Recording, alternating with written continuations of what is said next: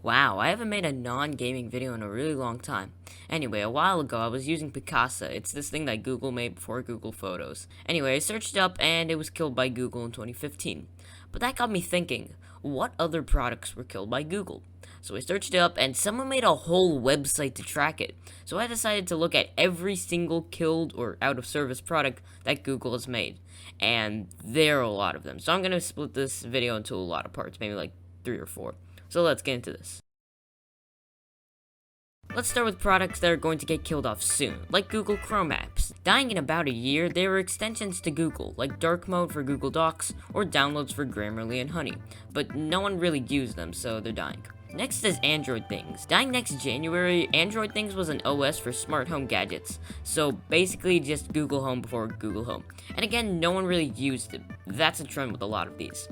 Next is AngularJS. Dying this December, it was an open source JavaScript interface, but there are a lot of better JavaScript interfaces like TypeScript and service workers, and I'm just reading off this website. Google Hangouts. Dying in a few months, Google Hangouts are, well, Google Meets, but worse and older. Expeditions, also dying in June. It was a VR experience for schools using the Google Cardboard, but there are a lot of better VR headsets that are way better. And also Google Cardboard is dead. Torque Reader, also dying in June. It was a VR experience with the Google Wait a minute! Except Torque Reader was for making 360 tours and, Expeditions was for schools. Anyway, Poly, dying in 4 months. It was a 3D library, but there are a lot of those, so it's dead. And finally, Google Go Links. Dying in a few days, Google Go Links, or Google Short Links, were used for custom domains for customers of Google Workspace. Next, we're going to move on to products killed in 2021. There's not a lot since it's only been like 3 months. I'm gonna go pretty fast through all of these. Google Cardboard was Google's attempt at VR using your phone. It was 6 years old. Tiltbrush was a VR painting game launched in 2016. That's kind of it. Loom was a 6-year-old service that provided internet access to hot air balloons in the stratosphere. AppMaker was, you guessed it was an app maker for businesses to make websites without needing to know how to code. It was 4 years old. Next is 2020. Google Cloud Print was a 10-year-old service that let people print stuff from their phone or PC using Google Cloud printers. Google Home Max, a stereo smart speaker. It was about 3 years old. Science Journal was a 4-year-old app that let you run science experiments on your phone using sensors. Trusted Contacts allowed you to see the location of another person. I can kind of see why this died. Google Play Music is like YouTube Music or Spotify, like exactly like them. It was 9 years old. Nest Secure was a security system that was 3 years old. Powered by Google was a system to track applications and interviews. It was also 3 years old. Password Checkup Extension was a year-old way to see if your password was unsafe. That's it. Focals by North, like Google Glass. It was smart glasses that allowed you to see messages, check the weather, and yeah, it was just kind of Google Glass. But they looked a lot better, in my opinion. Like actual glasses. Focals by North. Sceneform SDK for Android was a 2-year-old 3D library for AR. Google Photos Print was only 5 months old when it was killed. Basically, it was a subscription service where 10 photos were mailed to your house every month.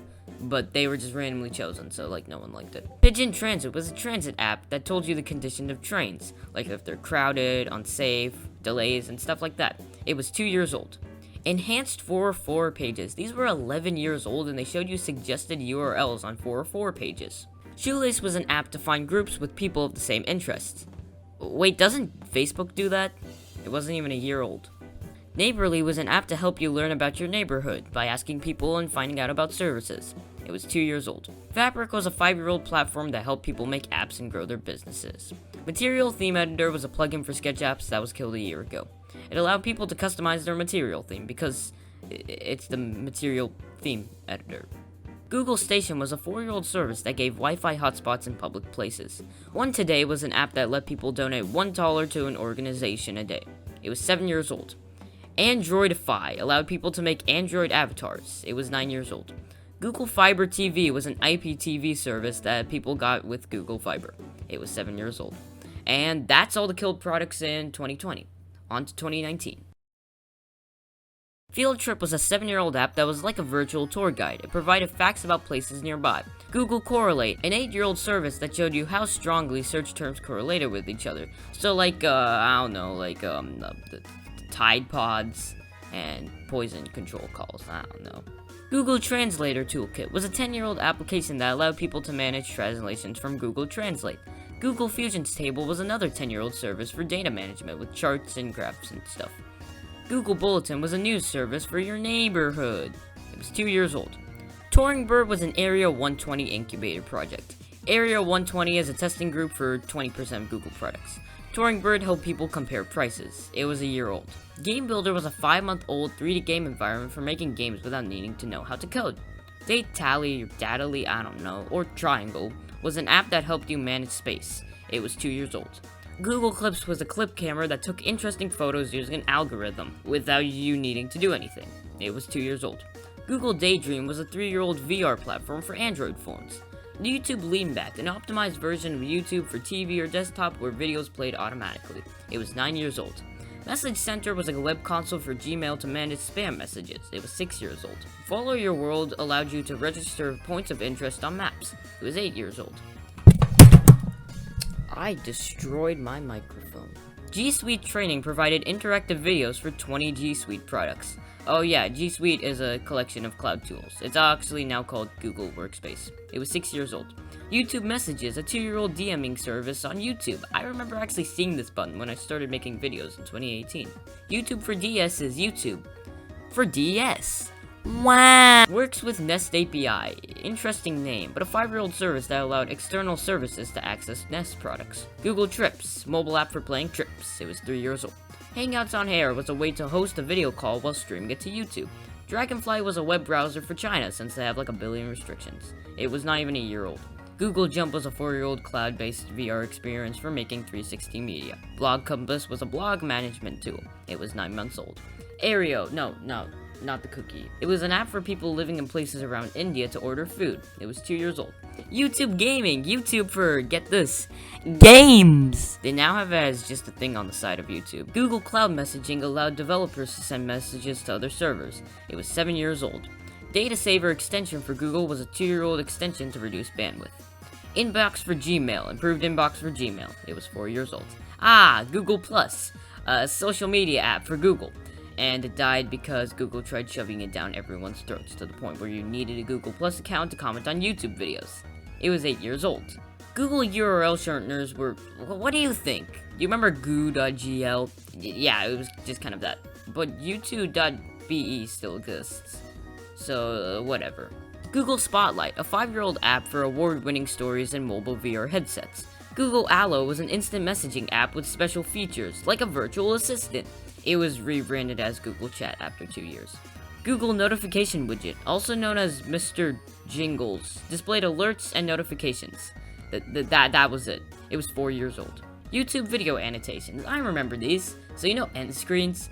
Yeah, these were end screens before end screens, but people kept abusing them, and so YouTube killed them. Google Real-Time API provided ways to synchronize resources between devices. It was 6 years old. Chromecast Audio allowed you to stream audio with any device. It was 3 years old. And that was every killed Google product in 2019. Into the last year for this video, 2018. It's pretty short. Google Search Appliance, one of the oldest products on this list. It was 17 years old. That means it was made in 2002. And it was a rack-mounted computer device for document indexing. Google Nearby Notifications, a proximity marketing tool using Bluetooth. It was 3 years old. Google News and Weather, a weather app. It was 2 years old. Reply, an app for smart replying to messages. It was 8 months old. Tez was an 11-month-old payment app for Indian users. It was later rebranded as Google Pay. Google Goggles, an 8-year-old service for searching using photos on a phone. Save to Google Chrome extension, a 2-year-old extension for quickly saving web pages. Google Play Newsstand, it was a 4-year-old digital newsstand service. Encrypted search was incognito mode. That's it. It was 8 years old.